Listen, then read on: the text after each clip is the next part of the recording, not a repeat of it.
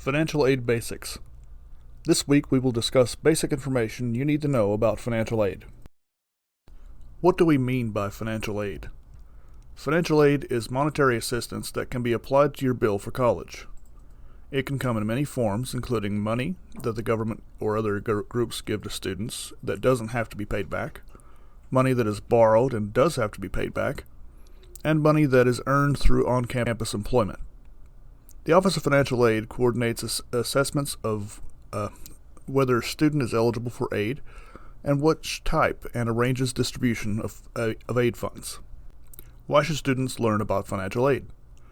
Your money situation is yours to manage, and you need to be as knowledgeable as possible about how financial aid works so you get the greatest benefit from the system to avoid pitfalls that come with it.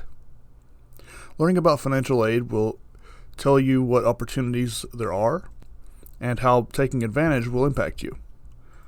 You can learn to be independent by learning about financial aid and how your personal situation is linked to your eligibility and obligations regarding financial aid. What percentage of students receive aid at Morehead State University? In a typical year, more than 80% of students at MSU get some sort of financial aid. In this slide, you can see the costs for Kentucky residents and non-Kentucky residents to attend Morehead State University for a year. Non-Kentucky residents and international students pay more since they don't pay taxes in Kentucky. Those taxes are used to help the Commonwealth fund public higher education schools like MSU, so students who aren't Kentucky taxpayers are not afforded the same benefits as those who come from here.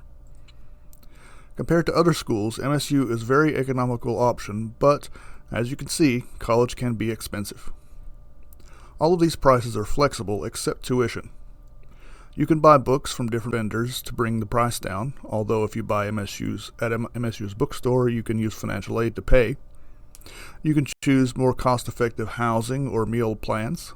Your personal expenses can be tightened up, and your transportation costs can be lessened. Tuition is set, though, and the only way to change it is to drop to part-time. This isn't recommended because it'll take longer to get out.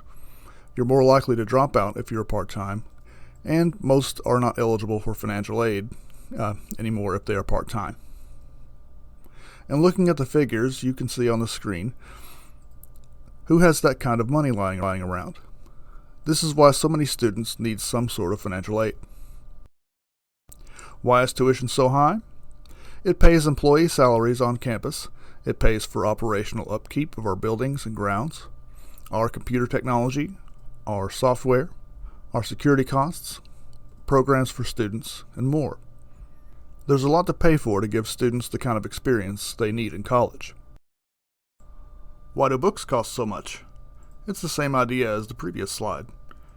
The cost not only covers the payment of authors, but it also covers salaries for the illustrators, photographers, designers, editors, marketers, shippers, logistics folks, and more, and for the actual printing costs of the books. Then the seller adds profit on top of all of that to get your cost. Why is housing so much? Also the same idea. The housing cost covers maintenance and upkeep, janitorial services, exterminators, salaries for residence advisors, RAs, salaries for the housing office staff, security costs, programming in the residence halls, and more. And it's far cheaper to live at a residence hall than anywhere else in town. When you take into consideration transportation costs, it's also cheaper than in most cases to live on campus than to commute from a distance.